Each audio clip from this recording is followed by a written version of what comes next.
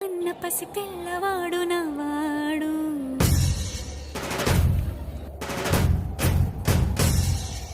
విడుముండోడు అని ఊరు వాడ అనుకున్న గాని మహారాజు నాకు నవాడు.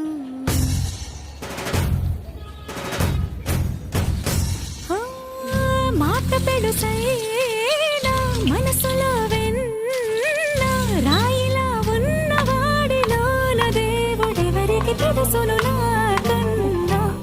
సూసేకి అగ్గిరవ్వ మాదిరే ఉంటాడే నా సవే.